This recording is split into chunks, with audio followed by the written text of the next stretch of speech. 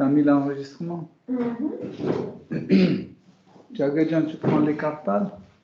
Oui, je suis obligée de ranger les chaussures. Les bottes, mieux mettre en bas, Jagajan, sinon ça tombe. Non, ça va, c'est comme ça, sinon, les gens ne comprennent pas qu'il faut mettre en dehors, au-dessus et juste il est devant. Parce que le mien, ça rentre pas. Oui, mais t'inquiète pas, je les ai mis sous la chaise, là, c'est bon. Hare Krishna, Krishna Krishna, Hare Hare, Hare Rama, Rama Hare Krishna, Krishna. Atma est parti chercher le dictaphone. Et parce que je voulais dire, un micro, tu peux tourner vers toi, je pense. Quand on joue, c'est vrai que j'ai remarqué après que ça sonne très bien. Même les deux, je pense, pour ne pas... Notre dos de vérifier, c'était très simple. Tu peux te mettre là? Oh, oui, quelqu'un qui arrive. Oui, bon. Ça ne dérange pas. Il fait froid là-bas, Dia. Non, viens, Jagajan. S'il te plaît. Ok. Mettre un coussin. J'ai 3 pulls presque sur moi. Krishna Krishna, Hare Hare, Hare Rama. Ça, le son de Kalanta ne va pas déranger. Jaya Guru Deva, Jaya Guru Deva, Jaya Guru Deva, Jaya Guru Deva, Jaya Guru Deva, Jaya Guru Deva, Jaya Guru Deva, Jaya Guru Deva. Samsara Dava Nala Nitya Loka Tranaya Karu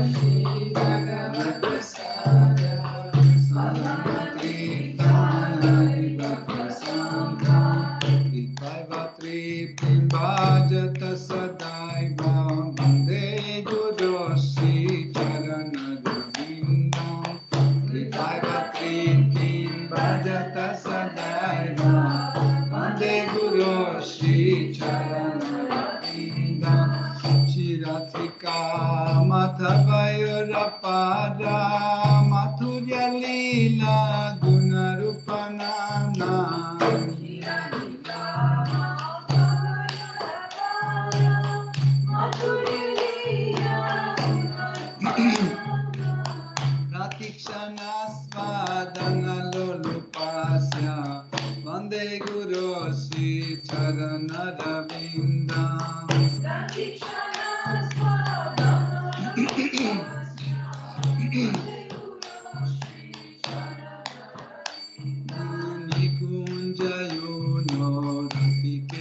Sitaya Yalipirukidapekshaniya Nikunjayono Sitaya Yalipirukidapekshaniya Tatrati Dakshat Atibalabhasya Vande Gurosi Charanadavindam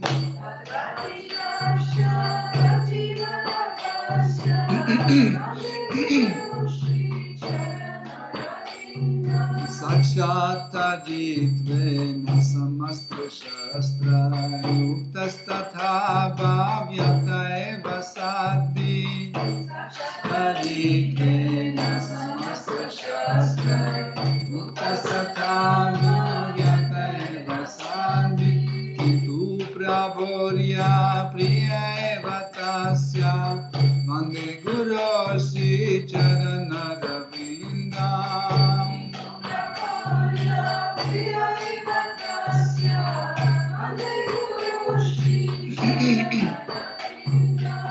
Yasya prasadad bhagavat prasada Yasya prasada nagati kutopi Yasya prasada bhagavat prasada Yasya prasada nagati kutopi Jayastu vam stasya shastri santyam Vande Gurosi Charanadavindam Jayastu vam stasya shastri santyam Vande Gurosi Charanadavindam Vande Gurosi Charanadavindam Vande Gurosi Charanadavindam Vande Gurosi Charanadavindam Vande Gurosi Charanadavindam Nama Om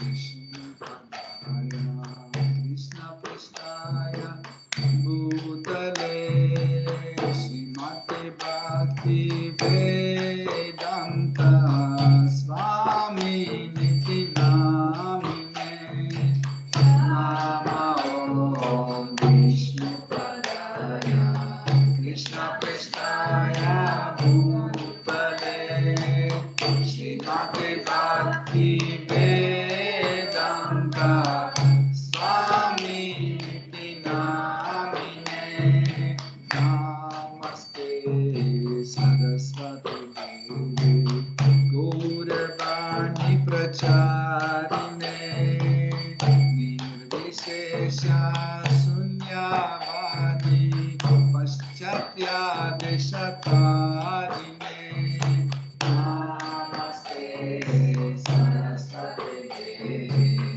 Gauravani Pracharine Nirvishesha Sunyavadi Jaya Shri Krishna Chaitanya Prabhu Nityananda Shri Advaita Gadadhar Sivasadi Gaura Bhakta Vrinda Jaya Shri Krishna Chaitanya Prabhu Nityananda Shri Advaita Gadadhara Sivasadi Gaura Bhakta Vrinda Shri Krishna Chaitanya Prabhu Nityananda Shri Advaita Gadadhar Sivasadi Gaura Bhakta Vrinda Jaya Shri Krishna Chaitanya Prabhu Nityananda Shri Advaita Gadadhara Sivasadi Gaura Bhakta Vrinda Jaya Shri Krishna Chaitanya Prabhu Nityananda Shri Advaita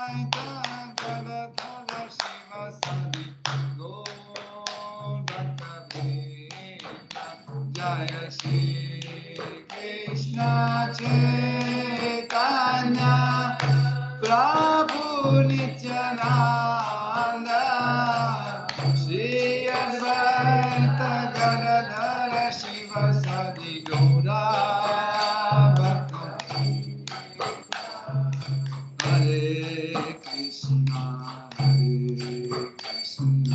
Krishna Krishna, Hare Hare, Hare Rama, Hare Rama, Rama Rama, Hare Hare.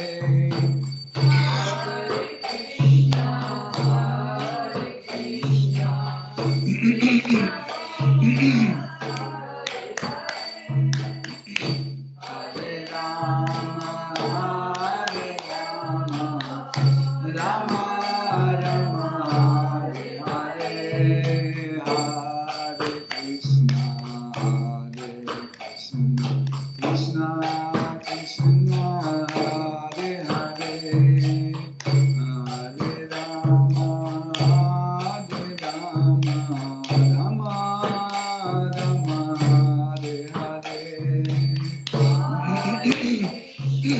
Hare Krishna, Krishna Krishna, Hare Hare, Hare Rama, Hare Rama. Hare Krishna, Krishna Krishna, Hare Hare, Hare Rama, Hare Rama, Rama Rama, Hare Hare. Hare Krishna, Krishna Krishna, Hare Hare, Hare Rama, Hare Rama, Rama Rama, Hare Hare. Hare Krishna, Krishna Krishna, Hare Hare, Hare Rama, Hare Rama, Rama Rama, Hare Hare. Hare Krishna, Krishna Krishna, Hare Hare, Hare Rama, Hare Rama, Rama Rama, Hare Hare. Hare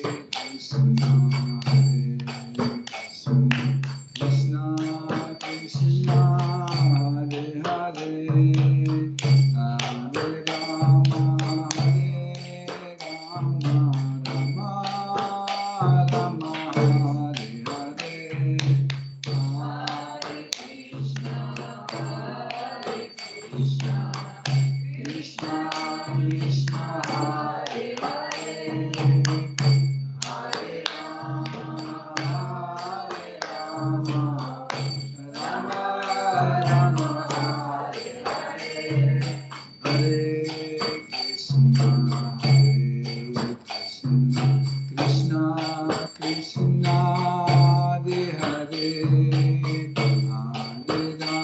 Hare Rama, Rama Rama, Hare Hare.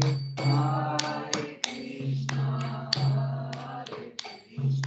Krishna Krishna, Hare Hare, Hare Rama, Hare Rama, Rama Rama, Hare Hare.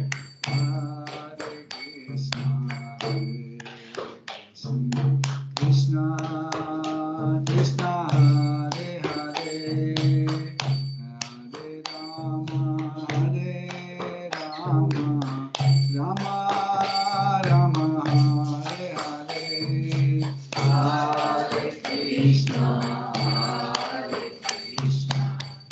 Krishna Krishna Hare Hare Hare Rama Hare Rama Rama Rama Hare Hare Hare Krishna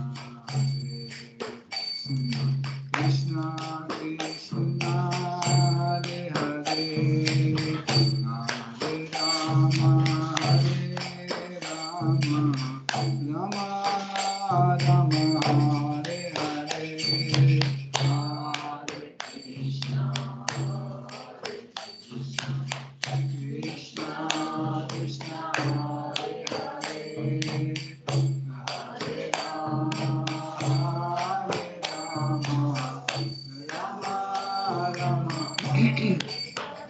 Hare Krishna Hare Krishna Krishna Krishna Hare Hare Hare Rama Rama Rama Hare Hare Hare Krishna Krishna Krishna Hare Hare Hare Rama Rama Rama Hare Hare Hare Krishna Krishna Krishna Hare Hare Hare Rama Rama Rama Hare Hare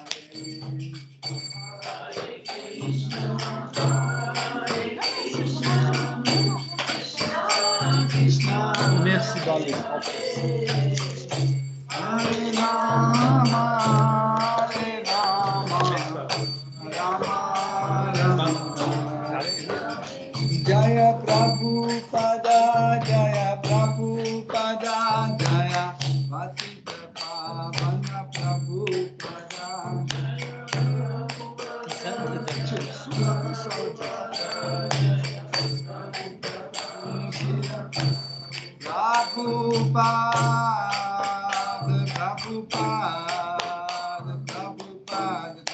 Jaya Prabhupada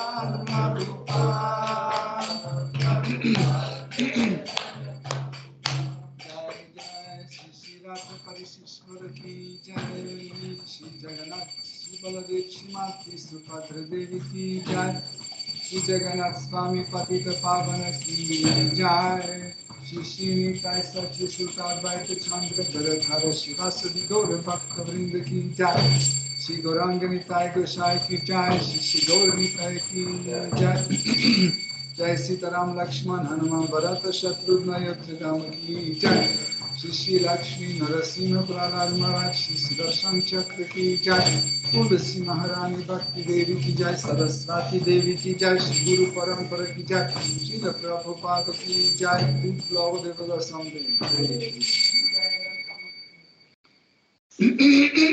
Jayo Ratha Madhava Kunja Bihari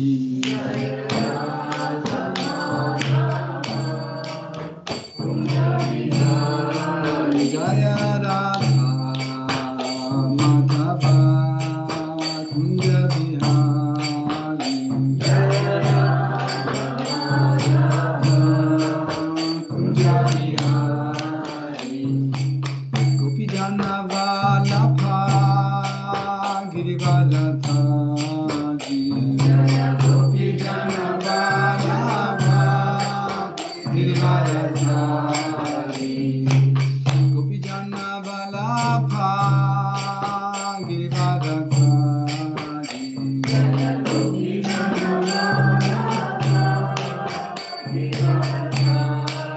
Yasodanandana Braja Janarandana Yasodanandana Braja Janarandana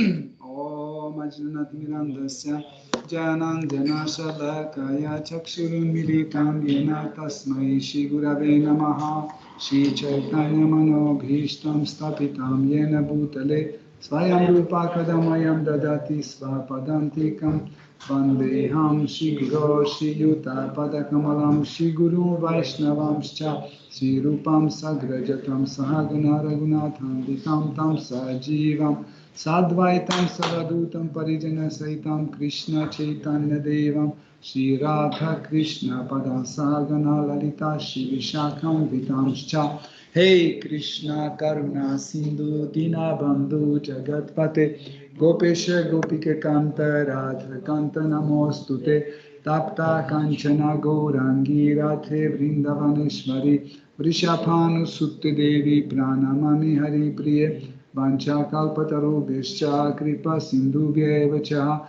Patitanam Pavanebhyo Vaishnavebhyo Namo Namaha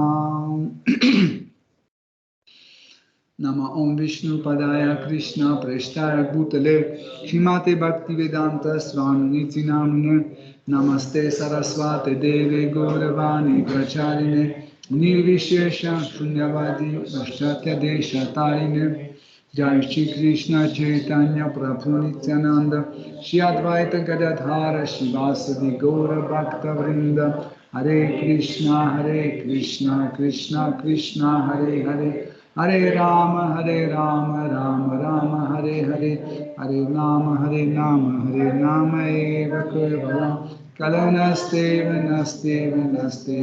Vidanyataham Om Namo Bhagavate Vasudevaya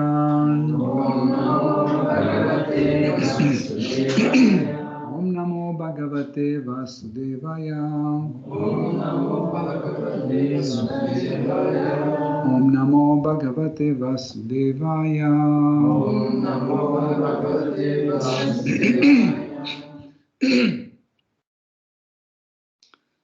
Hare Krishna, chers dévots, nous reprenons nos études de Srimad Bhagavatam, 4e chant, 26e chapitre, à partir de verset 6.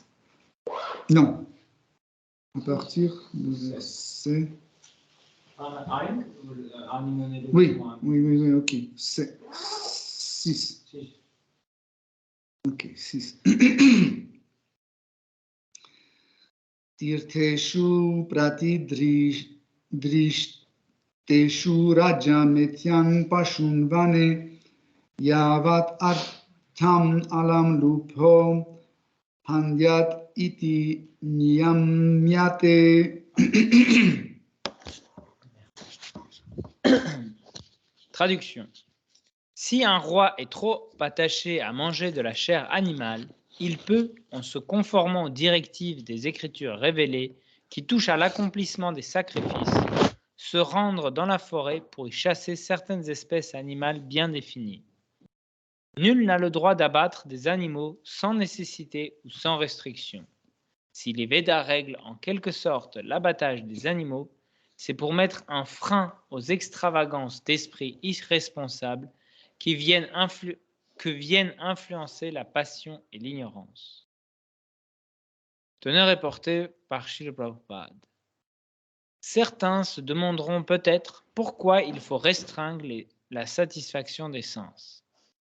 Si un roi désirant apprendre à tuer peut se rendre dans la forêt pour y chasser, pourquoi l'être vivant doté de sens n'aurait-il pas le droit de jouir sans restriction des plaisirs matériels? Aujourd'hui, même des prétendus Swami Yogis invoquent cet argument en affirmant publiquement que, puisque nous avons des sens, nous devons les satisfaire. Ces insensés ne connaissent pas les injonctions des Shastras. En fait, certains parmi ces coquins vont parfois jusqu'à dénigrer les Shastras. Ils déclarent même publiquement qu'il ne devrait plus exister de Shastra, ni le moindre livre sacré. Venez seulement à moi, disent-ils, lorsque je vous toucherai, vous en serez aussitôt éclairés spirituellement.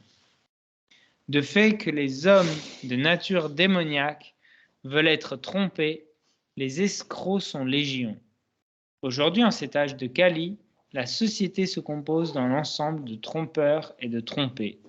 C'est précisément la raison pour laquelle les Védas nous ont donné une ligne de conduite en ce qui a trait à la satisfaction des sens. Dans cette ère où nous vivons, tout le monde est Dans cette ère où nous vivons, tout le monde est enclin à manger de la viande et du poisson, à boire de l'alcool et à chercher les plaisirs sexuels. Toutefois, selon l'enseignement védique, la vie sexuelle n'est permise que dans le cadre du mariage. La consommation de viande n'est autorisée que lorsque l'animal est immolé devant la déesse Kali et, enfin, l'usage des excitants et des substances toxiques est soumis à des règles très strictes. Dans ce verset, le mot nyamyate indique que ces trois activités doivent être réglementées. Le verset suivant. Juste le verset. Verset 7. Narada Muni poursuivit en ces termes. Ô roi, quiconque agit selon l'enseignement des écritures védiques ne s'implique jamais dans l'action intéressée.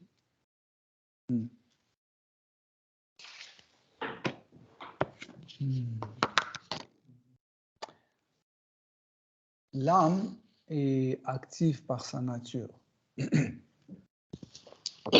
C'est pour ça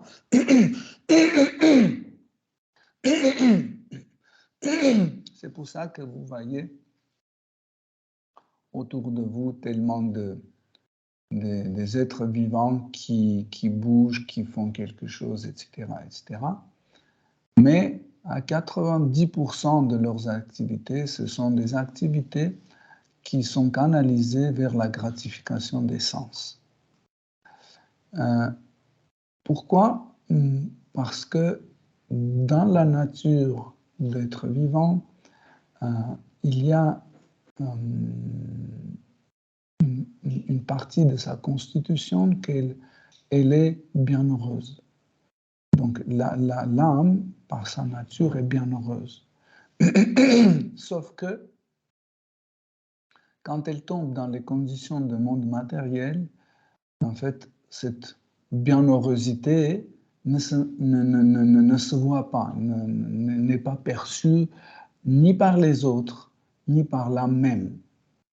Comme si vous avez, par exemple, une lampadaire qui a une trop forte lumière et vous mettez, je ne sais pas, dans une boîte et vous fermez la boîte, il y aura peut-être des petits rayons qui vont sortir de cette boîte et nous allons penser, en fait, cette lampadaire n'éclaire pas trop. Pourquoi?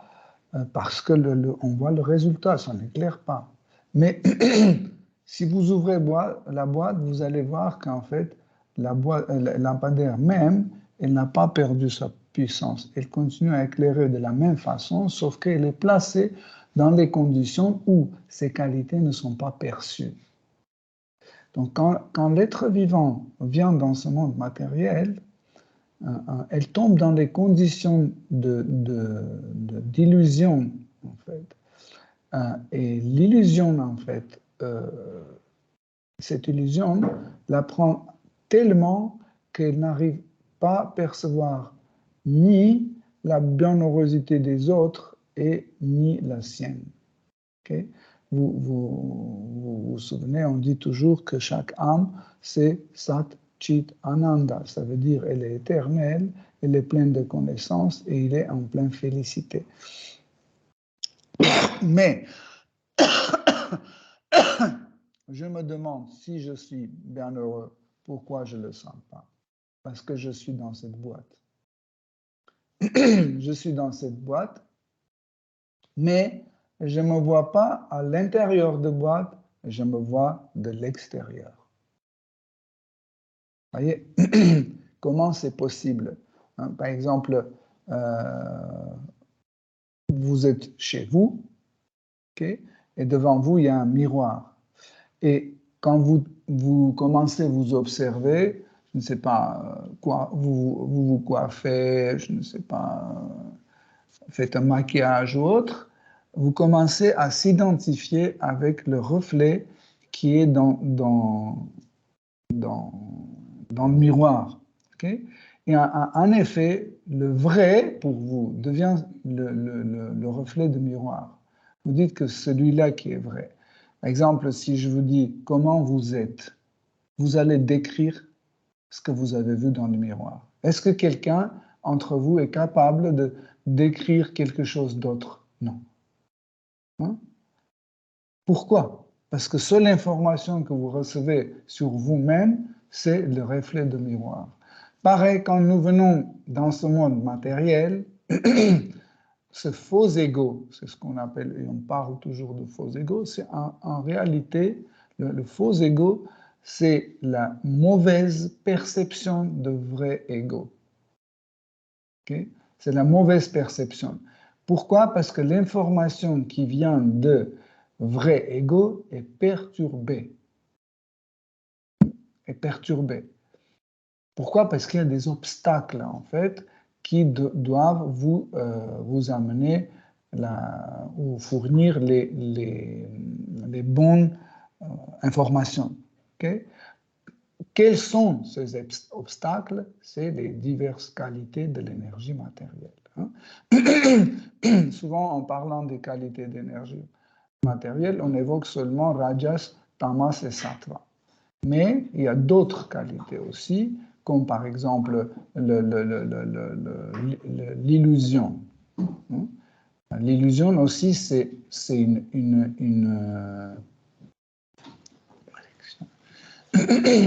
l'illusion, en fait, ou mettre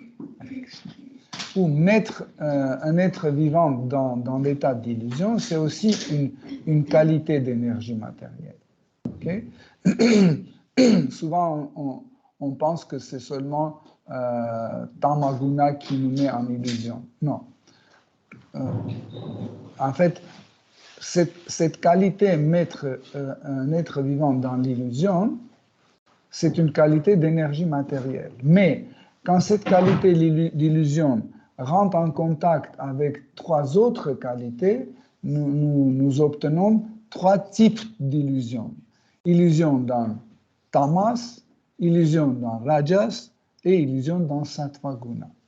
Même Sattva Guna aussi a sa forme d'illusion. Donc,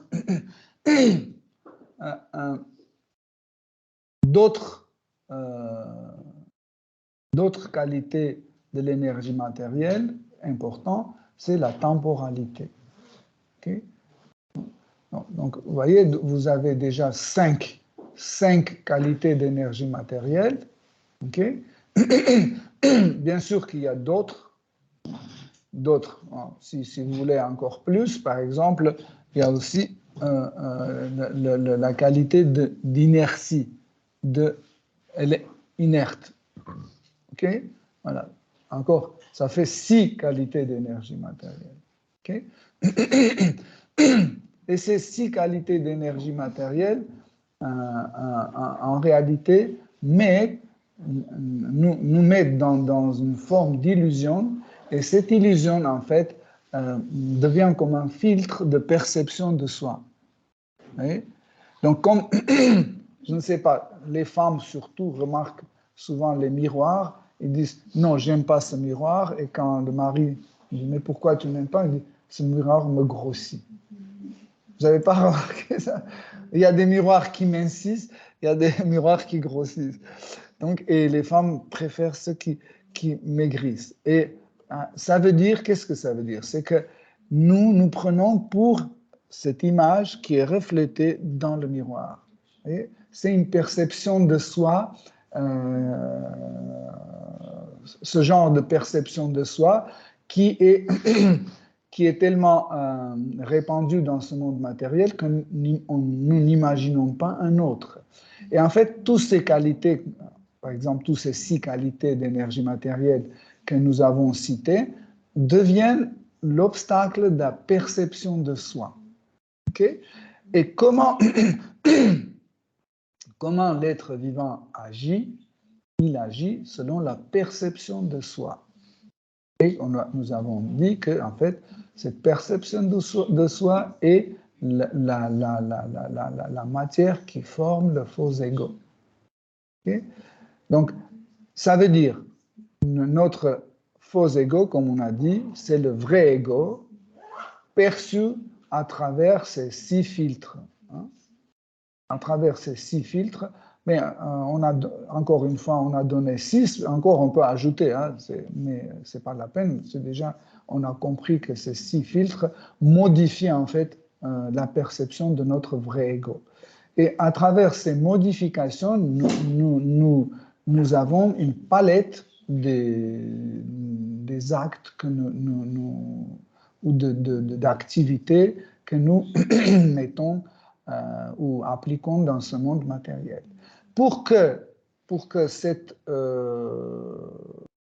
ce monde fonctionne d'une façon équilibrée, donc Krishna donne la religion. Krishna donne la religion, et en réalité, il ne faut pas tomber dans cette illusion de Sattva Guna. Hein, ça, c'est une illusion de Sattva Guna quand nous pensons que la religion nous amène vers directement l'amour pour Dieu. Ça veut dire qu'il suffit de pratiquer la religion et l'amour pour Dieu est garanti. En réalité, nous avons par plusieurs reprises analysé ça et nous avons vu que la religion, juste, c'est le système de toutes les lois qui nous permet d'appliquer un ordre dans l'activité des êtres humains. Mais vous pouvez bien sûr poser une question, mais qu'est-ce que Dieu fait dans ce cas-là dans la religion? Quel est le rôle de Dieu dans la religion? En fait, le rôle de Dieu, c'est l'autorité. Par exemple, je peux vous dire, il ne faut pas tuer, il ne faut pas s'intoxiquer, etc. Vous allez dire, mais pourquoi? C'est ton opinion. Je dis non, c'est Dieu qui a dit. Vous voyez? Donc, le rôle de Dieu dans la religion, c'est l'autorité. C'est Dieu. Parce que ça vient de Dieu, nous devons respecter ces lois. Vous voyez? Mais la présence de Dieu dans la religion ne nous assure pas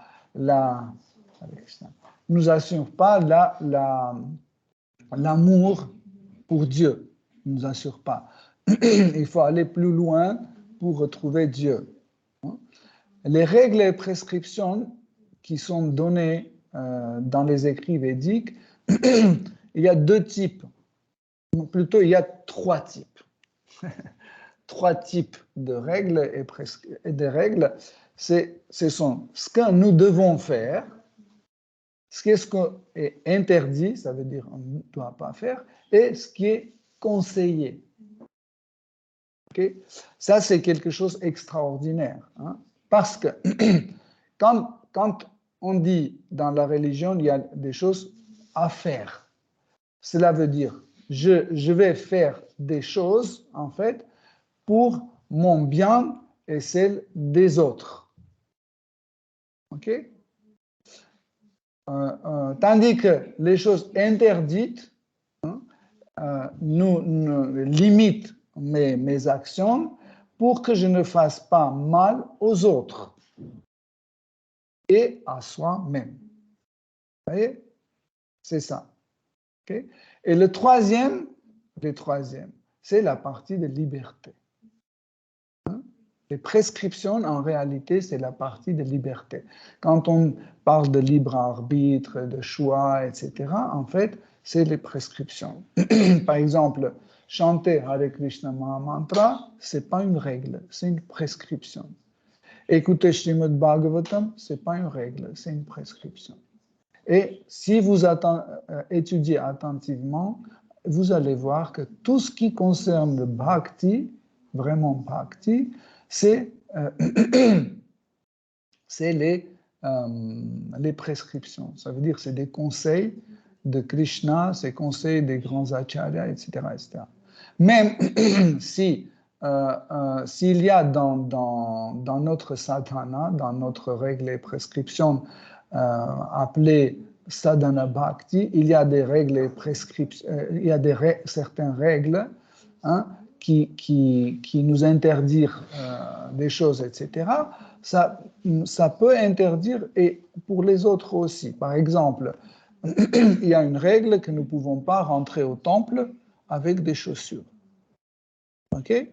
Mais nous ne pouvons pas dire qu'en fait, ça, c'est une règle de bhakti. Pourquoi? Parce que, par exemple, imaginez un temple qui s'est transformé en musée et les visiteurs de ce temple-musée, ils arrivent, ils enlèvent les chaussures. C'est interdit de rentrer avec les chaussures. Vous comprenez? Ou par exemple, fumer dans le temple ou dans le lieu où il y a des dévots qui sont rassemblés, je ne peux pas fumer, c'est interdit, n'est-ce pas? Dans un sangha, je ne peux pas fumer, ok? Ou boire de l'alcool. Pareil, dans un lieu public où il y a des gens qui sont rassemblés, ils peuvent aussi, ils sont obligés de respecter la même loi. Donc, ce n'est pas vraiment la loi de dévotion. Même, par exemple, même prenons les règles que Rupa Goswami, il donne par exemple des 6 choses qui freinent le progrès spirituel, comme par exemple Atyahara, quand on mange plus qu'il faut ou accumule des choses plus qu'il faut. Okay? Mais Atyahara, ce n'est pas seulement pour les dévots. Atyahara, c'est pour n'importe quel être vivant aussi. Okay? Par exemple, si tu veux avoir la bonne santé, tu dois suivre Atyahara. Si tu veux avoir moins de soucis dans ta vie de la famille, financière, etc., de professionnelle, etc., tu dois éviter Atyahara. Donc, même par exemple, le principe de Atyahara, les impersonnalistes qui ne sont pas les dévots, même les impersonnalistes, ils suivent ce principe. Vous voyez? Donc, ça veut dire que nous arrivons à une compréhension qu'en réalité, la religion ne peut pas nous remplacer le bhakti. Bhakti, c'est autre chose. Krishnadas Kaviraj Goswami, quand il parle de l'illusion de ce monde matériel, il dit que, en fait, Kaitava, ou la voie de la tromperie, hein, la voie de tromperie commence par dharma, artha, kama, moksha. Hein. Et souvent, nous voyons les gens qui se trouvent sous l'influence tamas, rajas ou sattva, ils insistent sur ce système, ils disent non, ça c'est le système védique, nous devons, surtout quand les dévots, dans notre mouvement, ils disent qu'il faut absolument que nous suivons dharma, artha, kama, moksha. Et ben, le fameux pur dévot comme Krishnadas Kaviraj Goswami, il dit que c'est Kaitava, c'est la voie de tromperie, c'est une voie d'illusion. Pourquoi? Parce qu'en fait, cette loi est réglementaire, on peut dire, qui règle. Qui régule. Oui, oui, c'est une loi régulatrice en fait, dharma, artha, kama, moksha. Mais ce moksha, cette libération ne peut pas nous remplacer le bhakti. Certaines personnes pensent que d'abord il faut arriver à moksha et après retrouver le bhakti. C'est pour ça Krishnadas Kaviraj Goswami dit que c'est une tromperie, c'est Kaitava, c'est une tromperie. Donc, Bhakti est indépendant. Bhakti ne dépend ni de Rajas, ni de Tamas, ni de Sattva. Bhakti ne dépend ni de actes pieux, ni de connaissances accumulées. Nous voyons plein d'exemples. Mais ça ne veut pas dire qu'on doit ignorer les actes pieux, qu'on doit ignorer la connaissance. Non, mais on doit comprendre la position de Bhakti, que le Bhakti ne dépend pas de tout ça. Elle ne dépend pas. Mais certaines éléments comme les actes pieux, le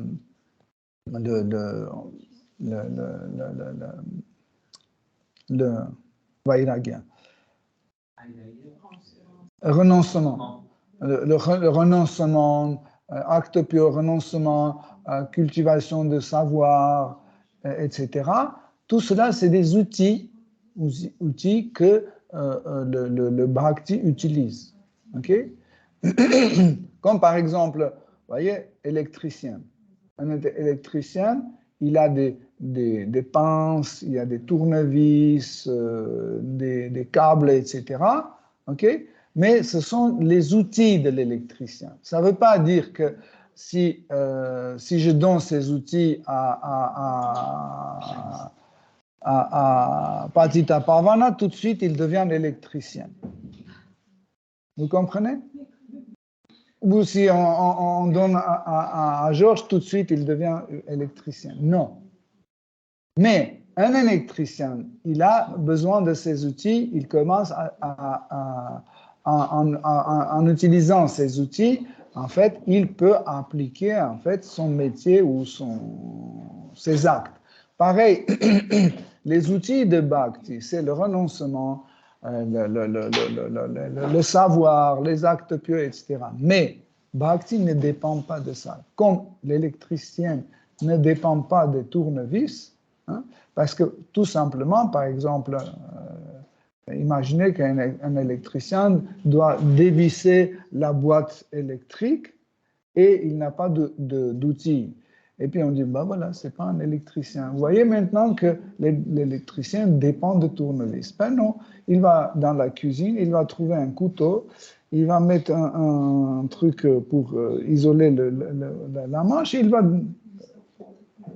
prendre une clé, il va tourner les vis avec sa clé de maison. Vous voyez? Donc, l'électricien, ce n'est pas les outils. Pareil, le bhakti, ce n'est pas les outils. Le bhakti, c'est le contenu. Comme l'électricien, l'idée d'électricien, c'est un contenu. Et c'est ce contenu qui agit. Pareil, le bhakti, c'est un contenu et pas les outils. Mais maintenant, on revient sur notre verset de Roi Puranjana. C'est que Roi Puranjana, en réalité, il était quelqu'un qui suivait cette voie Kaitava. Il suivait cette voie d'illusion, de tromperie. Il pensait qu'il faut faire tout comme les Védas prescrivent. Comme les Védas prescrivent, il faut suivre juste comme ça et tout ira bien. Et en réalité, il pensait que tout va bien. Okay? Et vous allez voir dans les versets qui arrivent, il a une situation qui commence à perturber en fait sa vie, et c'est là où il commence à poser une question: est-ce que les écrits védiques disent quelque chose qui ne va pas parce que je fais correctement des choses, je fais comme il faut, etc., etc. Okay? Et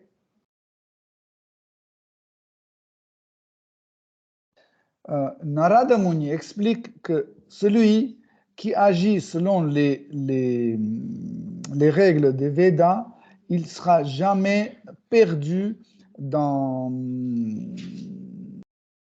quand on attrape les poissons, les mailles. Un filet. Voilà. Celui-là, il ne tombera jamais dans le filet de l'activité intéressée, l'activité de karma. En fait, l'activité karmique, c'est l'activité à notre profit. Hein? Par exemple, quand on dit même karma yoga, le sens général de karma yoga, c'est notre profit. Par exemple, on fait un sacrifice, par exemple, et qu'est-ce que ça veut dire un sacrifice? C'est que je donne à Dieu la personne suprême, je donne des bananes, des ghee, je ne sais pas, de l'argent, etc., de l'or, je sacrifie au Dieu la personne suprême, mais je fais mes calculs, c'est qu'il y a, je dois avoir un retour. C'est pour ça que le mot karma, hein, même si ce mot signifie une action, okay, avec le même mot karma, on sous-entend action et réaction. C'est pour ça que karma yoga sous-entend action et réaction. Ça veut dire je donne à Vishnu et Vishnu me donne.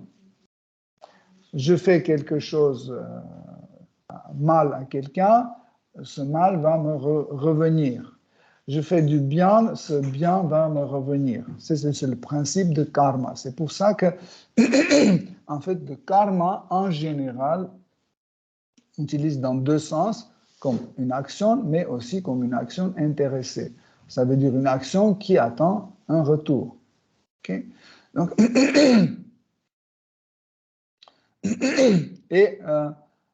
mais Narada Muni dit, si tu suis vraiment les règles des Védas, tu vas jamais tomber dans le filet d'activité karmique ou d'activité matérielle. Pourquoi? Parce que les écrits védiques sont énormes.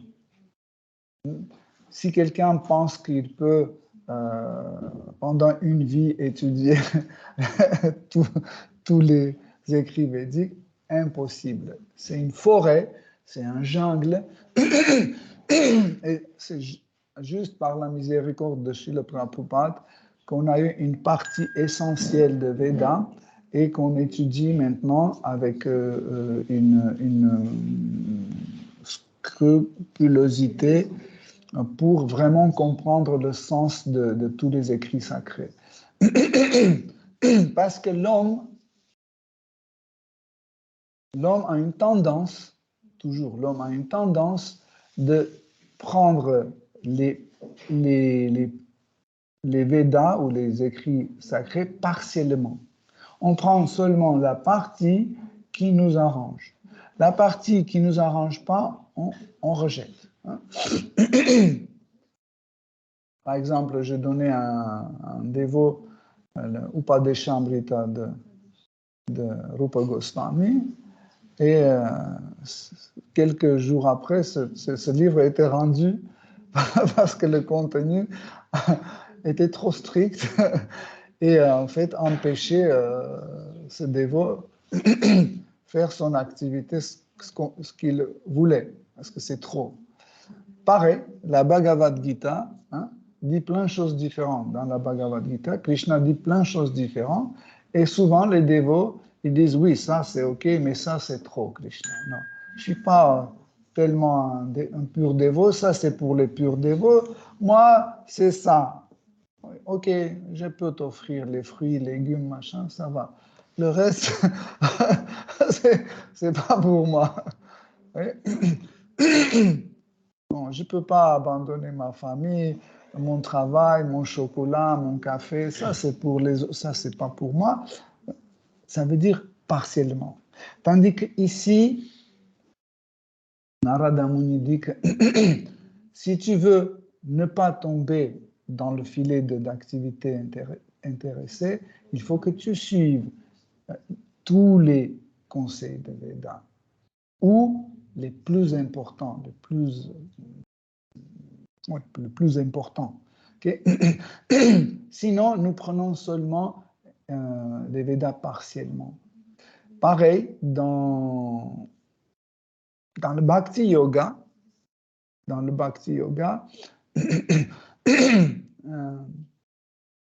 si on suit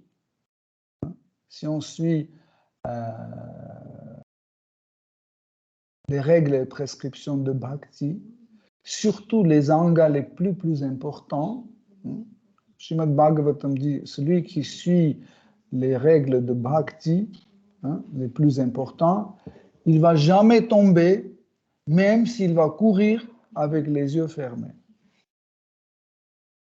C'est un peu similaire à ce que Narada Muni dit dans ce verset. Mais,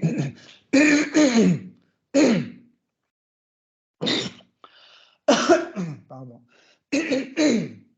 Mais,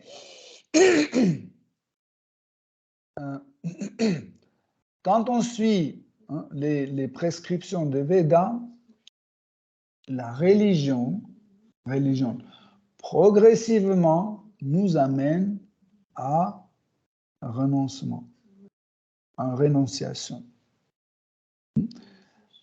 Celui qui n'arrive pas à sortir de la religion,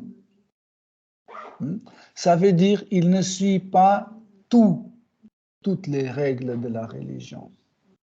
Car celui qui va vraiment suivre toutes les règles de religion, il va arriver à la renonciation.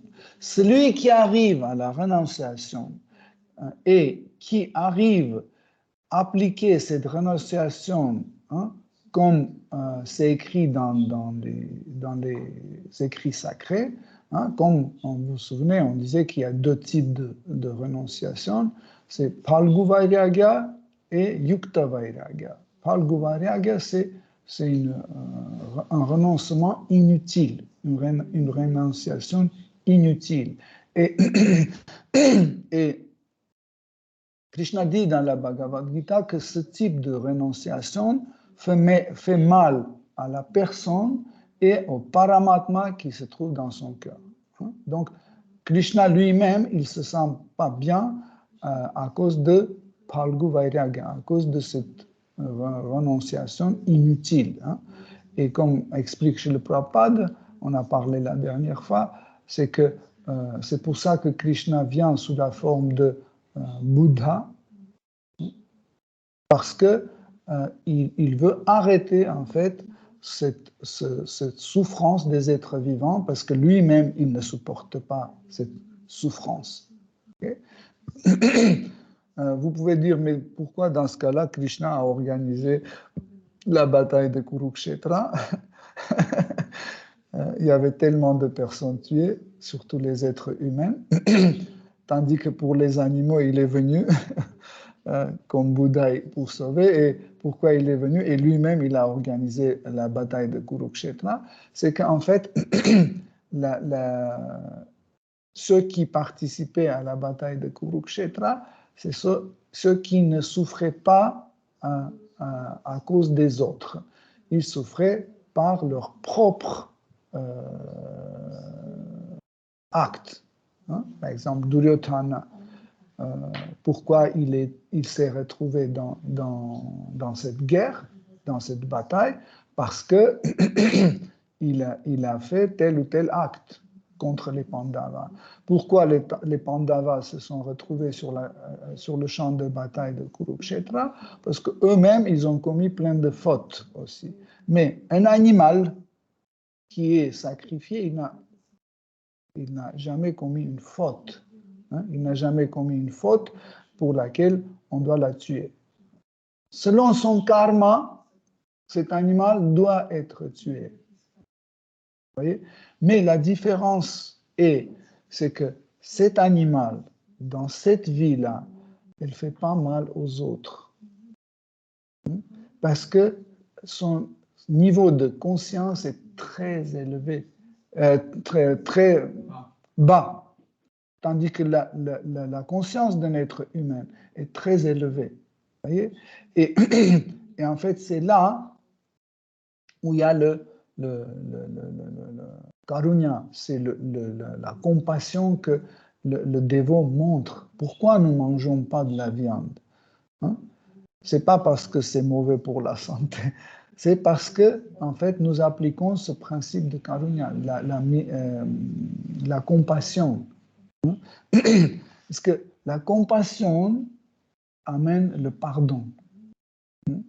Comme Jésus-Christ, il était en fait vu comme un suiveur de Bouddha en réalité, parce que aussi il a appliqué le principe de pardon. Et la première personne qui est venue pour distribuer Karunya Shakti, c'est l'énergie de la compassion que Seigneur Bouddha a répandu. Et si vous voyez quelqu'un qui se dit moi je suis un bouddhiste avec une cuisse de poulet à la main, donc c'est pas un bouddhiste. Ça va contre ahimsa, non-violence. Okay. Et en fait, cette renonciation doit être utile ou doit être correcte, correspondant, appropriée. Hein? Et yukta veut dire aussi lié. Ça veut dire à travers de ce renoncement qui est correct, nous pouvons nous lier à Dieu la personne suprême. Et c'est là, en fait, que cette renonciation, petit à petit, nous amène au bhakti. Okay? Donc, en fait, tout ce cheminement qu'on a fait, on a fait pour montrer que Narada Muni dit que si vous suivez correctement ces règles et pas par choix, d'une façon aléatoire. Bon, je prends un peu ici, un peu là, un peu là et un peu là, je fais mon système et je suis mon système, c'est très bien. Hein? Peut-être chez vous, pour vous, Bhakti, c'est ça, pour moi, Bhakti, c'est ça. Bon. Ce qui est intéressant, c'est que dans la deuxième moitié du 19e siècle, quand en Europe, aux États-Unis aussi, mais surtout en Europe, l'autorité d'Église chrétienne a chuté très fortement. Hein? À ce moment-là, les écrits sacrés de l'Inde commençaient à venir en Europe. Et pratiquement tous les êtres humains connus, les philosophes, scientifiques, artistes, musiciens, poètes, écrivains, etc., ils se sont jetés en fait, sur ce trésor, ils ont commencé à étudier la Bhagavad Gita, Srimad Bhagavatam, Vedanta Sutra, les Upanishads, Vishnu Purana, etc. Ils étaient tous traduits assez rapidement, et surtout en Allemagne. En Allemagne, il y avait c'était l'épicentre de la diffusion des écrits védiques. Hein. Même en Russie, Blavatskaya, Gurdjieff, Rerich, Léon Tolstoï, ils étaient tous dedans. Hein. En Europe aussi, en France, il y avait beaucoup de monde qui était dans cette vague.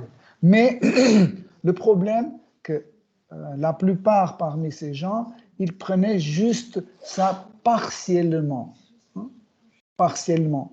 Hein, par exemple,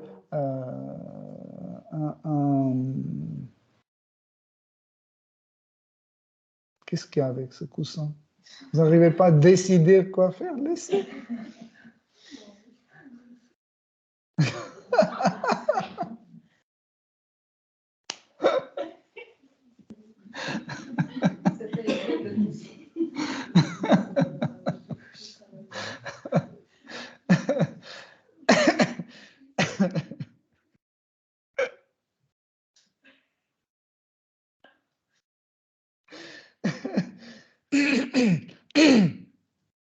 Donc, un artiste, par exemple, artiste peintre de fin 19e, début du 20e, Sérusier, il a une fameuse toile qui représente Krishna.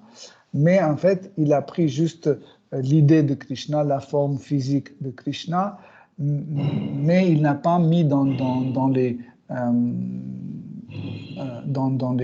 conditions iconographiques correctes.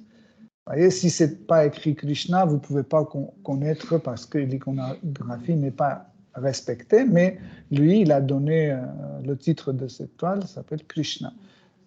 Donc, c'est assez intéressant comme idée. Ça veut dire qu'il était touché, mais ils ont pris juste un peu. Une autre personne comme Steiner, il a fondé un réseau des écoles dans le monde entier, steinérien, mais pareil, il a pris juste un peu Ce qui lui arrangeait, il prenait. Ce qui ne lui arrangeait pas, il a rejeté. Adolf Hitler aussi, il a pris ce qu'il lui fallait. Nietzsche, il a pris. En fait, tout le monde prenait ce qui lui plaisait, mais en fin de compte, la conscience Krishna n'était pas répandue. Pourquoi? Parce que ce n'était pas complet. C'est comme si vous avez la recette d'un gâteau, ok? Il y a 10 ingrédients, vous disiez yaourt, j'aime pas yaourt, donc je ne vais pas mettre le yaourt. Farine, ok. Beurre, ok. Sucre, j'aime pas le sucre, je rejette. Ok, bicarbonate, non, c'est chimique, je rejette. Le reste, l'eau, ça va. Je mélange tout ça, je mets et je sors. Mais pourquoi il n'y a pas de gâteau? Pareil, en fait, on avait les livres sacrés. J'ai lu quelques traductions de cette époque, de deuxième moitié du 19e siècle. Il y en a certains qui ne sont pas mauvaises. Parce que c'était quand même les Allemands qui étaient parce que les Allemands sont très stricts et ils respectaient en fait les lois de sanskrit, etc.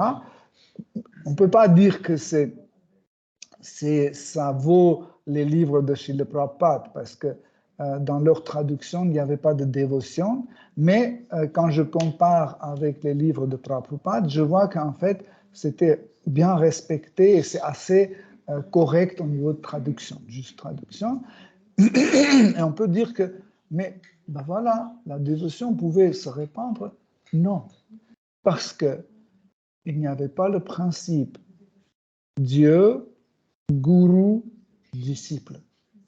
Si vous n'avez pas ce système, autres voies d'application ne seront pas efficaces. Par exemple, nous distribuons les livres de Prabhupada. C'est une arme très forte, c'est des livres extraordinaires, etc. Okay?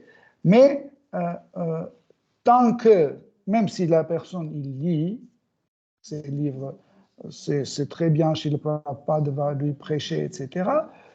Parce qu'il n'a pas de gourou, il va commencer à faire un choix sélectif. Ça j'aime pas. Là, je suis d'accord avec ça, je ne suis pas d'accord. Hein? Comme moi, quand j'ai eu ma Bhagavad Gita de Prabhupada, il était tellement orgueilleux qu'il n'y avait pas de gourou. Bon, j'ai acheté comme ça, les dévots m'ont distribué le livre, je lisais, je dis, bon, ça c'est n'importe quoi, ça va, ça, mais là c'est exagéré, vous voyez? Et je vais rester à cette opinion tant qu'il n'y a pas de gourou, vous comprenez? Pour que le savoir spirituel, le savoir dévotionnel, dont les fruits soient efficaces, c'est comme ça. Il faut que ce savoir, en fait, la personne tombe dans ce système. Krishna, Guru, disciple. Autrement, ça ne fonctionne pas. Même les prédications en masse, par l'Internet, des trucs comme ça, où ceux qui écoutent, ils écoutent comme si c'est, vous voyez, comme par exemple un show, comme les news, les infos de la journée, etc., ou un programme éducatif, ou un programme spirituel. Vous voyez, tant que cette personne, nous ne faisons pas tout pour que cette personne rentre dans ce système Krishna, Guru, disciple, en fait, ça fait toujours bien, parce qu'il va entendre le mot Krishna, il va entendre certains postulats de notre philosophie, que nous ne sommes pas ce corps-là, etc., etc. C'est toujours positif, mais si on veut obtenir un effet, nous devons rentrer dans ce système Krishna, Guru, disciple. Okay? Comme ça, en fait, Krishna dans la Bhagavad Gita, il conseille ce système. Okay? Il dit à Arjuna, si tu veux m'atteindre, tu dois trouver Guru, tu dois t'abandonner à lui, le servir et humblement poser des questions. Quand on n'a pas de gourou, nous devenons notre propre autorité. Quand il n'y a pas de gourou, c'est moi l'autorité. C'est moi qui décide. Je dois me lever à 5 heures ou à 4 heures ou à 10 heures. C'est moi qui décide en quelle heure je vais manger, combien je vais manger, etc., etc. Vous voyez? Pour cette raison,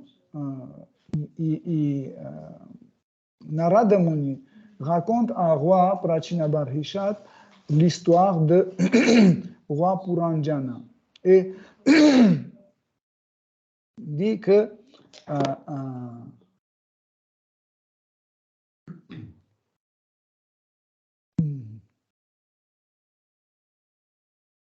il dit que les Védas ont un système de mettre tout en règle ou harmoniser.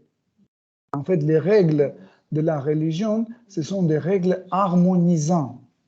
Chaque fois, par exemple, quand Krishna vient, donc il donne la religion selon le lieu et les circonstances.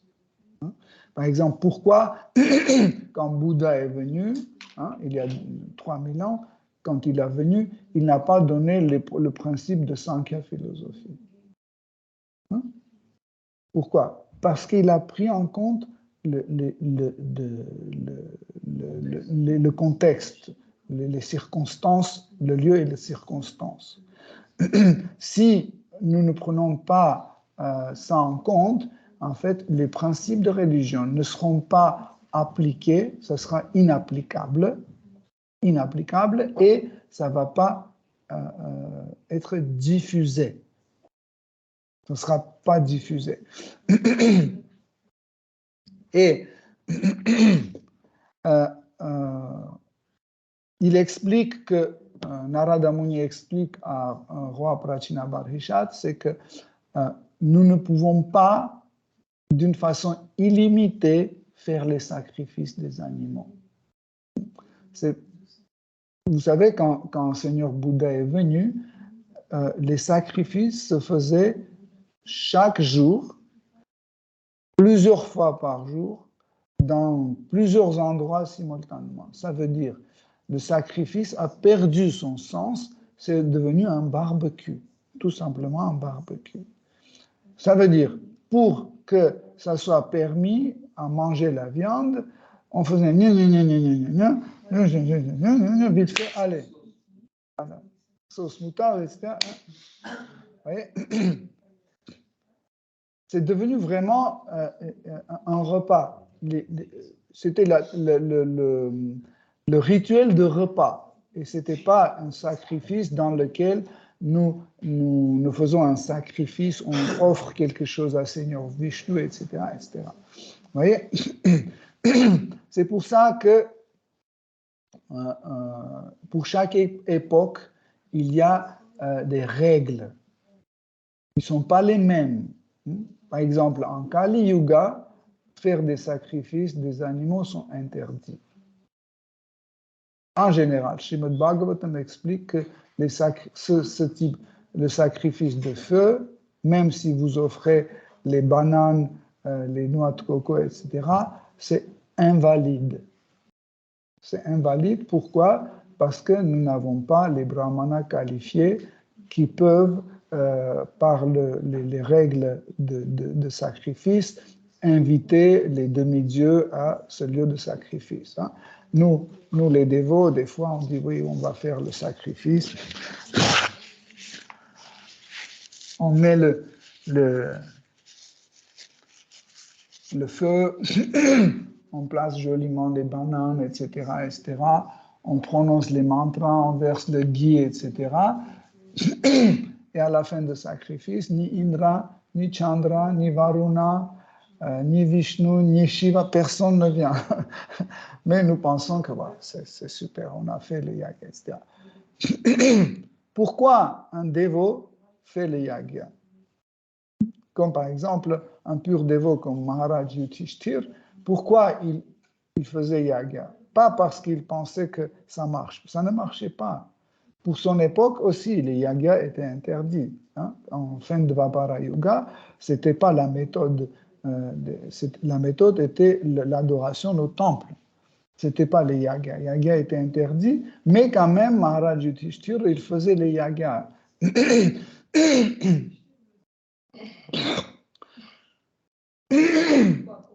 Pourquoi il le faisait? Pour, en fait, pour la prédication. Hein?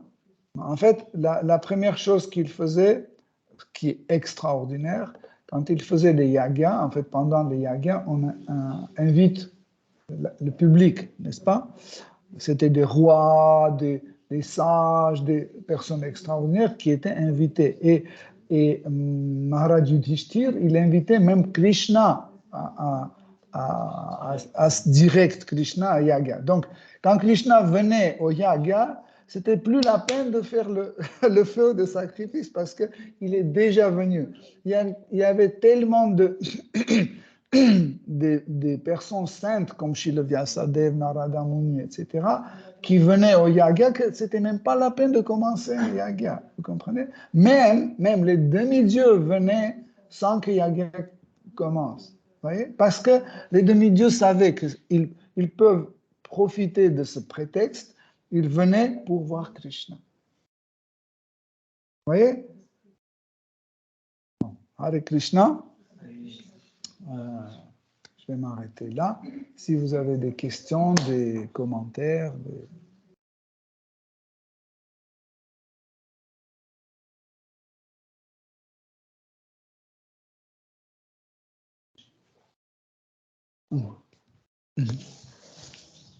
Souvent, il y a cette idée qui est très difficile à résoudre pour surtout ceux qui débutent.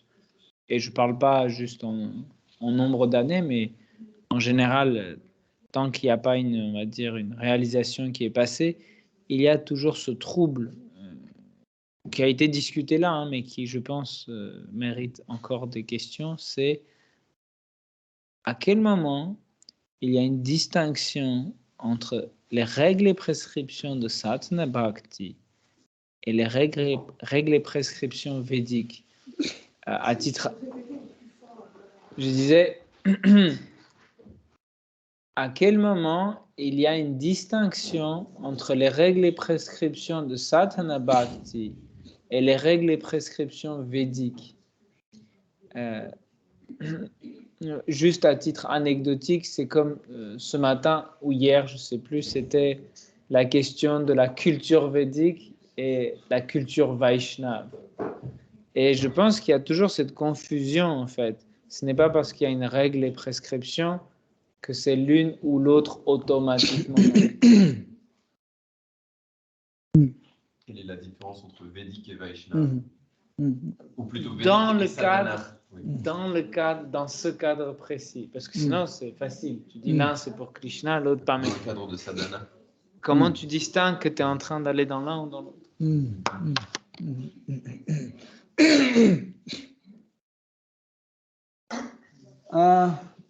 Je trouve que la meilleure façon, la meilleure réponse à donner à Advaita Acharya. Une fois en extase, il est sauté comme ça devant les Vaishnavas, il a commencé à chanter et danser, et le texte de sa chanson était « Je suis ni Brahmana, ni Kshatriya, ni Vaishya, ni Shudra. Je suis ni Sannyas, ni Vanaprastha, ni Grihastha, ni Brahmachari. Je suis serviteur de Sri Chaitanya Mahaprabhu. » À mon avis, on ne peut pas trouver mieux. Ça, c'est les règles des Vaishnavas. Tandis que les non-Vaishnavas, ils suivent Swadharma. Kshatriya, il suit son Swadharma qui est différent de Swadharma de Brahmana. Brahmana suit son Swadharma qui est différent de celle de Vaishya. Et Vaishya suit son Swadharma qui est différent de celle de Shudra. Pareil, Svadharma de Vanaprastha est différent de Svadharma de Sannyas. Ok? Etc. De Svadharma de Grihastha est différent de Svadharma de Brahmachari. Okay? Mais tout cela est différent par de Svadharma de Devo. Pourquoi? Parce qu'en fait, le principe de Sadhana Bhakti, c'est le principe de Pierre Chintamani. Quand Chintamani touche quelque chose, cette chose se transforme en or. Okay? Pareil, Bhakti et Chintamani. Hein? Par exemple, prenons un sadhana d'un Vaishya. Protéger les vaches. N'est-ce pas? Si Bhakti touche en fait cette fonction, protéger les vaches, hein, tout de suite, protéger les vaches devient sadhana Bhakti. Vous voyez? Si Bhakti touche par exemple tuer un être humain, cet acte devient sadhana Bhakti. Par exemple, Arjuna, il ne voulait pas tuer un homme, mais Krishna dit, tu ne tues pas pour devenir riche ou posséder un royaume, tu tues parce que tu vas défendre la vérité. Pour défendre la vérité, tu vas faire ça. Pourquoi? Parce que c'est moi qui te dis. Ça veut dire, je veux que tu fasses ça. Satisfaire Krishna, c'est la règle de Bhakti. La règle de Bhakti, c'est le plus important en fait dans la définition de Bhakti, c'est Anukulena Krishna Anushilanam. Ça veut dire faire quelque chose destiné à Krishna qui va lui faire plaisir. Ça, c'est l'essentiel en fait de Bhakti. Et quand cela touche n'importe quelle action, cette action se transforme en Bhakti. Parce que Bhakti, c'est ni un acte professionnel. Bhakti, n'est pas un acte culturel, ethnique, familial, administratif, etc. Vous voyez? Par exemple, roi Prataparudra, c'était un roi. C'était un roi extraordinaire, un pur dévot de Sri Chaitanya Mahaprabhu. Mais, en étant un roi, il appliquait les règles administratives. Mais ces règles administratives se transformaient en bhakti. Par exemple, dès qu'il a entendu que Sri Chaitanya Mahaprabhu doit venir à Jagannath Puri, il était le roi de Jagannath Puri. Il savait que Sri Chaitanya Mahaprabhu se dirige vers Jagannath Puri. Il a ordonné à tous ses subordonnés autour de Jagannath Puri, à tous les petits villages, petits endroits, etc. Il a dit que chaque petit village même, chaque petit village, doit avoir une maison qui sera toujours disponible pour Sri Chaitanya Mahaprabhu. Dès qu'il arrive dans cette ville, il peut s'installer dans telle maison avec ses proches qui lui accompagnent.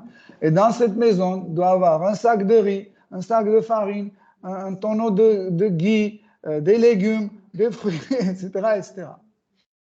S'il quitte cette ville, il va dans une autre, il y a toujours une maison qui doit l'accueillir. Il a donné un autre ordre administratif. Chaque endroit où Sri Chaitanya Mahaprabhu va prendre bain, vous devez mettre une pancarte. Ici, tel jour, Sri Chaitanya Mahaprabhu s'est baigné. Et c'est un lieu sacré. Vous voyez, tout ça, en réalité, c'était des règles administratives qu'il appliquait. Mais parce que c'était pour la satisfaction du Seigneur suprême, ces actes administratifs se sont transformés en bhakti. Okay? Pareil, sadhana bhakti, c'est pas juste se lever à 4 heures, parce que je connais beaucoup des boulangers qui se lèvent à 4 heures, parce que à 4h30, quand on est à Mangala Arati, ils sont devant leur four pour mettre la pâte dans le four pour faire du pain. Vous voyez? Ça ne veut pas dire celui qui se lève à 4 heures, il est automatiquement c'est sadhana bhakti. Non. Sadhana bhakti, ce n'est pas seulement se lever à 4 heures, faire ça, c'est d'accompagner d'une conscience que je le fais pour Krishna, pour qu'il soit satisfait. Peut-être je n'ai pas ce désir de faire ça pour lui, je n'ai pas ce désir. Je mets les bananes parce que je sais que je mets les bananes sur l'autel parce que je sais que Krishna va me redonner. Ok? Je suis sûr et certain. C'est pour ça que je fais. Mais quand je pense qu'en fait, normalement, ça ne doit pas être comme ça. Ça doit être comme ça. Je dois mettre ces bananes pour faire plaisir à Krishna. Je n'ai pas ce désir, mais Guru m'a dit que tu dois faire pour faire plaisir à Krishna. Donc, je le mets pour plaisir de Krishna et peut-être un jour, je vais vouloir lui faire plaisir. En fait, quand j'accompagne mes actes de cette conscience, ça devient conscience Krishna. C'est pour ça qu'en fait, Srila Prabhupada dit mouvement international pour la conscience Krishna. Parce que si vous excluez la conscience de ce processus de sadhana bhakti, ça ne va rien apporter. Ça va très vite démotiver et ça va très vite s'arrêter. Les spéculations. Vous voyez? Pourquoi en fait on a dit pour réussir dans notre sadhana, il faut suivre le système Krishna, Guru, disciple. Parce que s'il n'y a pas de Guru, on va spéculer sur notre propre sadhana. Et on n'aura jamais un progrès. On va dire, ce Guru, il est mauvais parce qu'il m'interdit de boire du café, ou il m'interdit de manger du chocolat, ou il m'interdit de fumer. Et je connais un autre gourou qui dit, c'est pas grave, tu peux fumer, et je vais te donner une initiation, et je vais te donner une initiation brahmanique, pas de problème. Je vais aller voir ce gourou-là. Il est meilleur que celui-là parce qu'il interdit ça. Et ça veut dire que cette personne n'a pas de gourou. Vous comprenez? Avoir un gourou, ça veut dire avoir les instructions de maître spirituel et faire tout pour les appliquer. Quand on fait ça, quand on applique ça avec tout notre enthousiasme, ça veut dire qu'on a un gourou. Gourou, ça ne veut pas dire que je suis initié. Je suis initié, ça ne veut pas dire que nous avons un gourou. Oui, on est initié, on a dit Govinda Das. Et qu'est-ce que ça change? Ok, Govinda Das. Mais quand même, ça donne quelque chose. Pourquoi? Parce que les gens vont me dire, Govinda Das, est-ce que tu peux me passer la serviette? Et Govinda Das va me passer la serviette. Et il va entendre le nom de Krishna. Quand on s'adresse à lui, c'est toujours bénéfique. Mais ça ne veut pas dire qu'il a un gourou. Il est initié, mais il n'a pas de gourou. Mais si on n'a pas de gourou, on ne peut pas avancer. Vous pouvez trouver dans les shastras aussi les épisodes où même les êtres démoniaques ont bénéficié du monde spirituel sans avoir gourou, sans avoir les actes pieux. Vous voyez? Je vous ai déjà raconté plusieurs exemples comme ça. Et on peut dire, dans ce cas-là, il y a une contradiction. Krishna dit dans la Bhagavad Gita, seule voie, c'est à travers maître spirituel. Et là, dans les shastras, nous voyons que finalement, c'est possible l'autre aussi. Oui, c'est possible, mais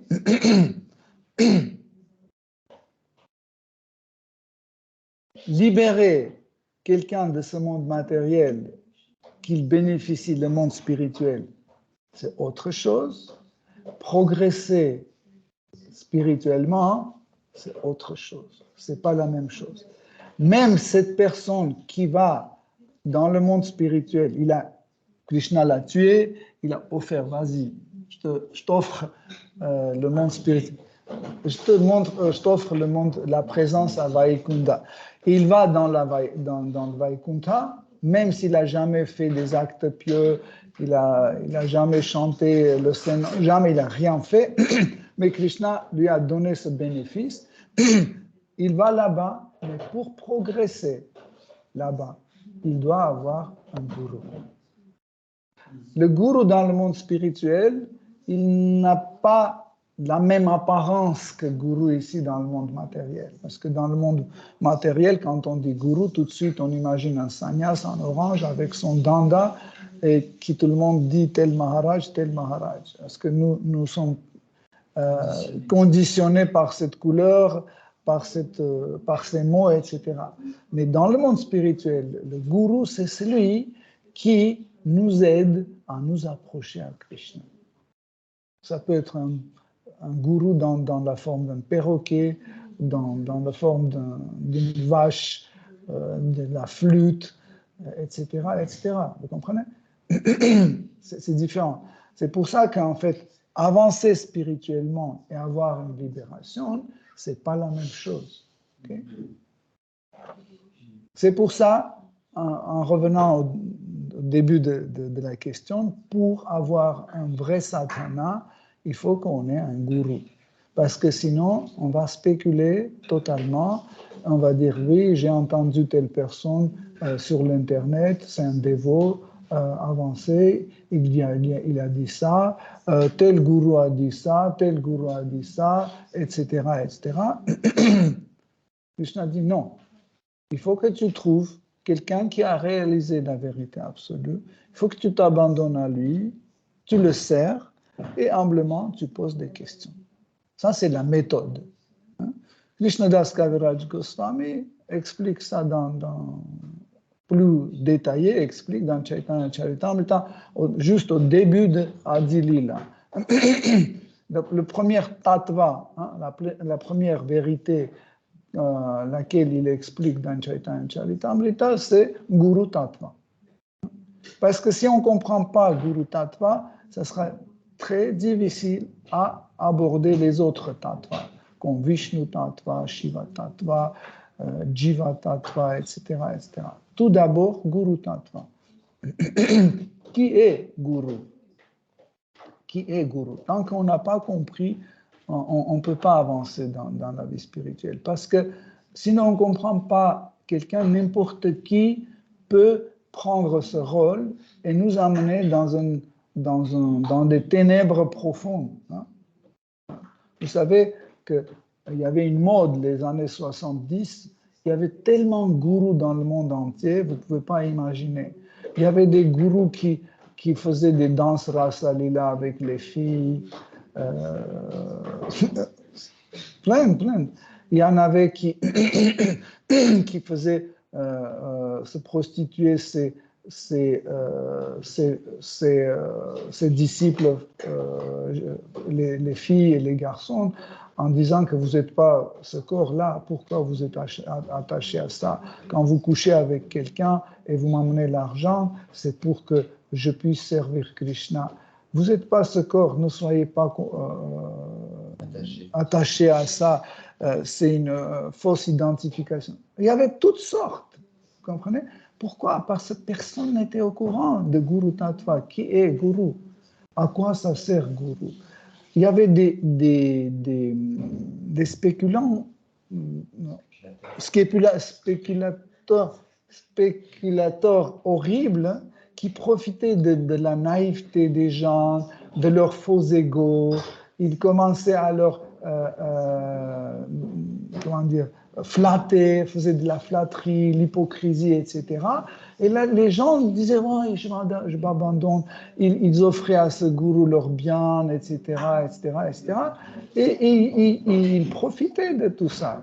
Encore une fois, pourquoi? Parce qu'ils ne connaissaient pas Guru Tattva.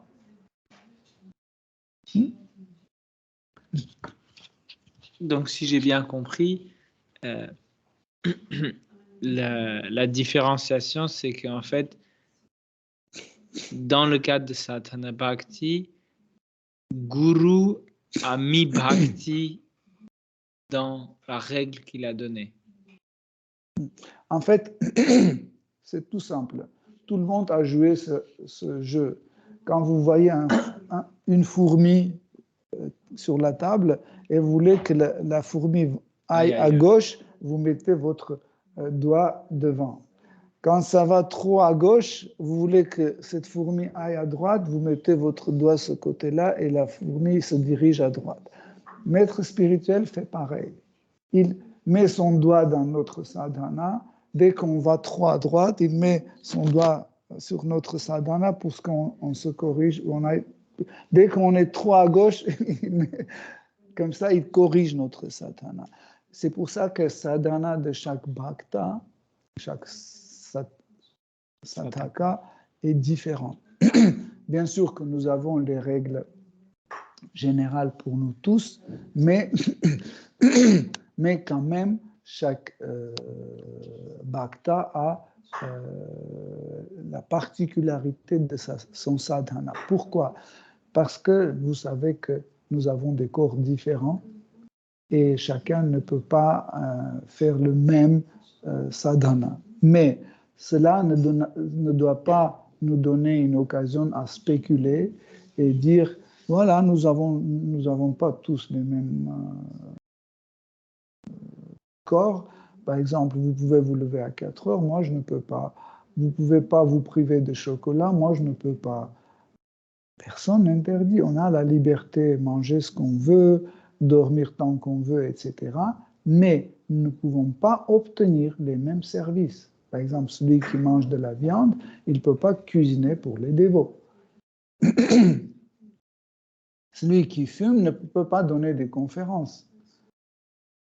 Vous comprenez?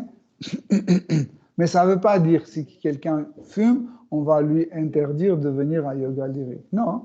S'il fume et il vient à Yoga Lyrique, pas de problème, il peut fumer et venir à Yoga Lyrique. Il peut rester chanter avec tous les autres, ils peuvent danser, écouter Srimad Bhagavatam, pas de problème. On ne va pas lui interdire de boire l'alcool ou manger de la viande. On ne fait pas ça. Hein. D'ailleurs, il y a beaucoup de monde comme ça qui vient écouter Srimad Bhagavatam ou la Bhagavad Gita à Yoga Lyrique. Mais si cette personne dit, est-ce que je peux donner une conférence? Non. Si cette personne dit, est-ce que je peux chanter un kirtan? Non. Hare Krishna. Pourquoi? Parce qu'en fait, le sadhana donne l'accès à certains services et le contraire, empêche l'accès ou prive l'accès à certains autres services. C'est pour ça qu'en fait, le sadhana doit être corrigé ou dressé avec guru. Avec guru. Okay? Merci. Avec Krishna. Si vous avez d'autres questions. Tu as? Elle a toujours des questions dans son téléphone.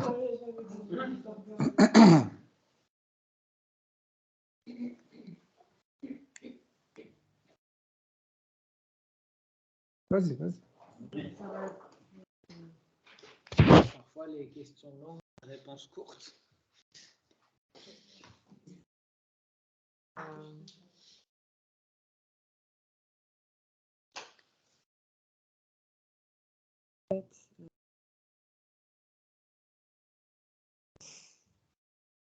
Je sais pas, c'est un peu... c'est peut-être pas le bon moment, mais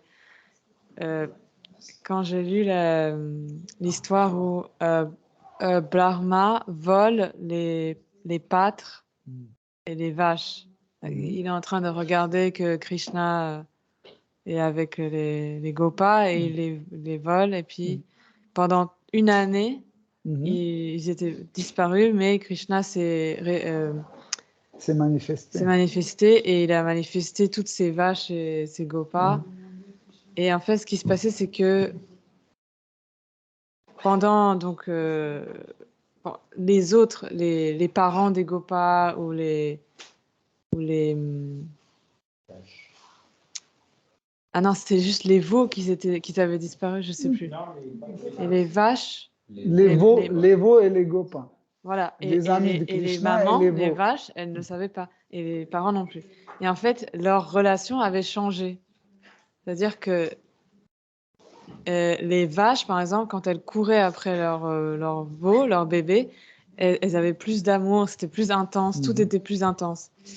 Et du coup, je me dis, mais du coup, ça veut dire que la relation entre les âmes dans le monde spirituel, elle n'est pas aussi parfaite que leur relation avec Krishna, c'est ça? Dans le sens, en fait, la relation avec Krishna est plus intense que la relation entre eux, quoi. Parce que, par exemple, prenons un Gopa avec ses parents. Quand c'était Krishna qui était sous la forme du Gopa, les parents avaient été plus, tout était plus intense En fait, voilà. En fait, si on résume ta question, l'idée, c'est la relation entre un jiva dans le monde spirituel avec un autre jiva et la relation entre jiva et Krishna. Donc, on a expliqué ça plusieurs fois, la relation entre un habitant du monde spirituel avec un autre habitant, entre jiva et jiva, c'est une relation appelée suhrit. Suhrit, c'est la bienveillance. Bienveillance dans le monde spirituel, ce suhrit, il est toujours croissant. Hein? Il est toujours croissant. Pourquoi? Parce que cette relation aussi amène ananda. Hein? Parce que vous ne pouvez pas dire qu'il n'y a pas une relation entre, par exemple, Nanda Maharaj et Mary Yashoda. Okay? Il y a une relation. Okay? Et cette relation, en fait, amène Ananda. Hein? Cette relation amène Ananda. Suhrit Ananda, Maitra Ananda. Maitra, c'est comme des collègues, en fait. Ça amène une sorte d'ananda, la félicité. Okay? Mais la relation entre Jiva et Krishna donne une autre type, donne Prema Ananda. C'est aussi la félicité, mais qualitativement différent. Ce n'est pas le même Ananda. Hein? Quand on parle de l'Ananda, il y a différents types d'Ananda. Hein? Il y a Bhavananda, Rasananda, Brahmananda, etc. etc. Hein? Et en fait, ce n'est pas le même Ananda. Quand Krishna a pris la forme de ses copains, et quand ces copains, qui étaient en réalité Krishna, qui sont rentrés chez eux, en fait, les parents ont eu, en fait, Rasananda ou Premananda. Okay? Pourquoi? Parce qu'en fait, la relation avec Krishna donne rasa. Par exemple, entre Nanda Maharaj et Mary Yashoda, ce n'est pas un rasa. Et entre Krishna et son dévot, c'est rasa, mais le bhava qui définit le rasa, c'est le sentiment d'un dévot envers Krishna et pas le sentiment de Krishna envers le dévot. Okay? Le bhava qui définit le rasa, c'est le bhava de dévot envers Krishna.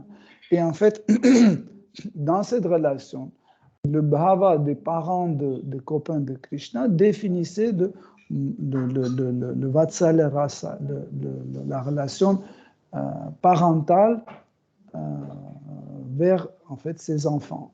Et ils étaient étonnés pourquoi du coup leur amour a devenu aussi intense et forte.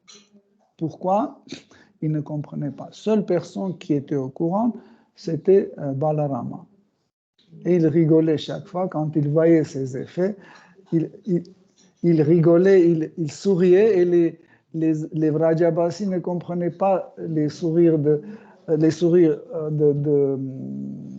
Balaram, pourquoi il rigole, pourquoi il est aussi comme ça, mais c'était à cause de ça qu'il remarquait. En fait, souvent il y a des choses que personne ne remarque, mais Balaram, il remarque. Et Krishna est toujours intimidé quand Balarama remarque ces trucs qu'il cache de tout le monde. Et dès que Krishna voit que Balarama a remarqué, il est intimidé un peu. Donc, en fait, c'est ça, c'est différent. Donc, ce n'est pas la même félicité. C'est un autre type de félicité, autre intensité de félicité. Et en fait, Krishna a donné cette possibilité de croître en fait l'amour de cette femme, de ces femmes, de ces hommes envers Krishna dans la forme de ses enfants. Parce que, par exemple, ça ne veut pas dire que les parents de ses copains ne bénéficiaient pas Vatsalya Rasa. Ils bénéficiaient le Vatsalya Rasa. Okay? L'amour parental, ils bénéficiaient. Mais Krishna ne dormait pas chez eux. Krishna ne mangeait pas chez eux. Krishna ne se lavait pas chez eux. Krishna ne se mettait pas sur ses genoux. Et du coup, Krishna se met sur les genoux de tous ces gens-là, mais dans la forme de différents copains de Krishna. Mais en fait, il voit la différence de bhava. Il sent que, en fait, il sent quelque chose, un bhava, qui est le même quand il voit Krishna. Et il ne comprenait pas comment c'est possible. Tu comprends? Comme Srimati Radharani, quand elle a vu Krishna après la danse Rasa Lila, quand Krishna jouait avec Radharani, il a pris la forme de Vishnu.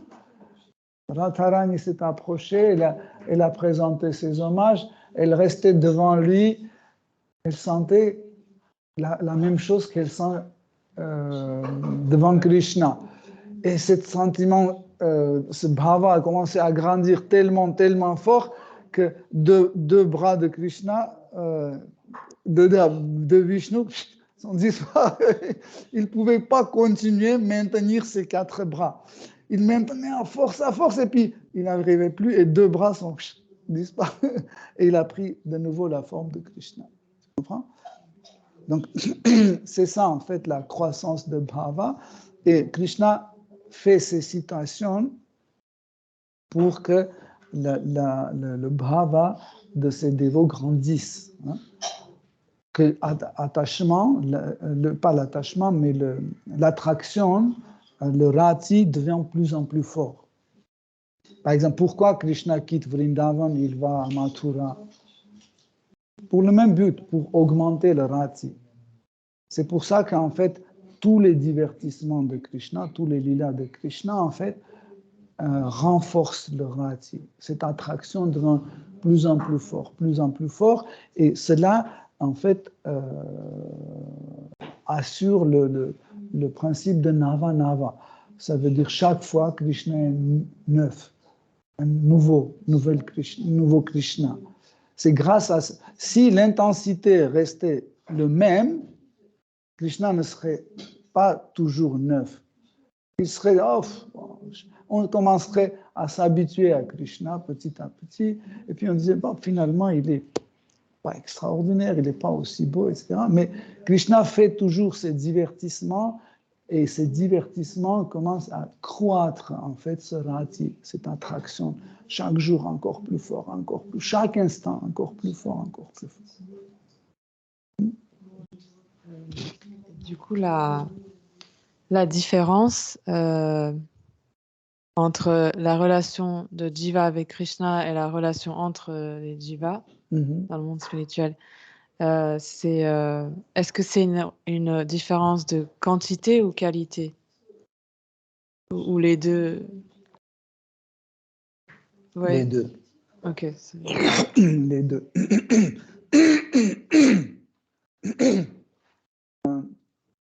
Qualitativement, tout d'abord, c'est parce que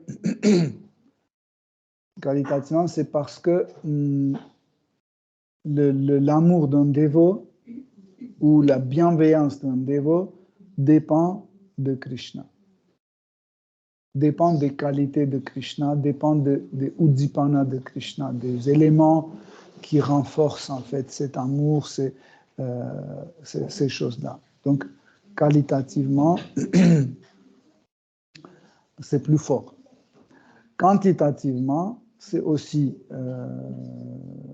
fort parce que le dévot, pour un autre dévot, ne peut pas assurer les mêmes uddipana que Krishna assure pour un dévot.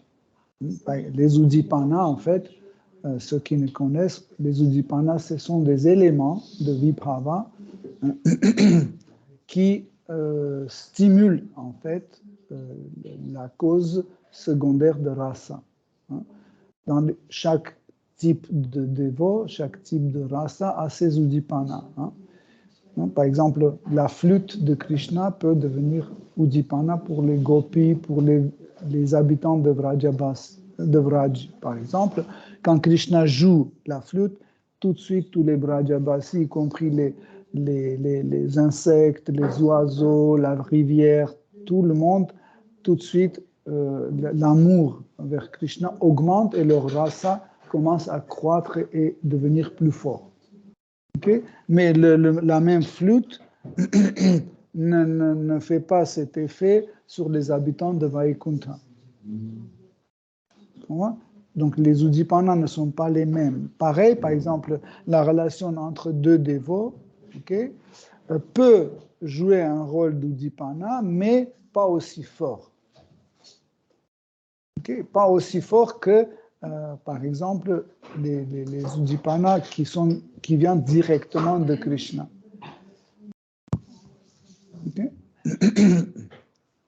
Mais le dévot aussi peut être un uddipana. Par exemple, Mère Yashoda,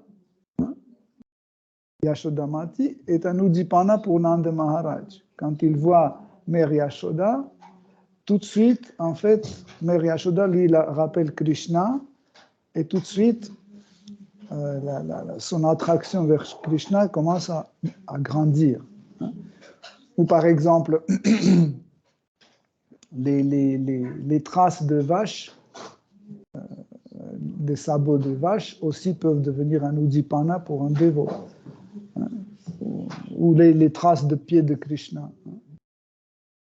Quand un dévot va et il voit les traces de pieds de Krishna, ça devient un uddipana, il tombe par terre, il commence à rouler dans la poussière, etc. Ok.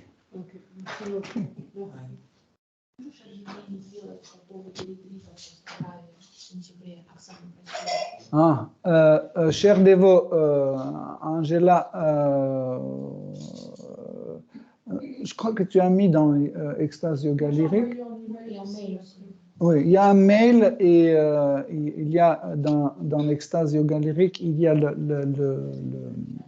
l'annonce de retraite en Espagne, mois de septembre. Ceux qui sont intéressés, vous contactez à travers le lien qui est dans cette annonce. Okay? Ceux qui veulent. Ok, Hare Krishna, merci beaucoup pour votre attention. Srimad Bhagavatam ki jai, Srila Prabhupada ki jai. Au bravo de vos assemblées, Hare Krishna.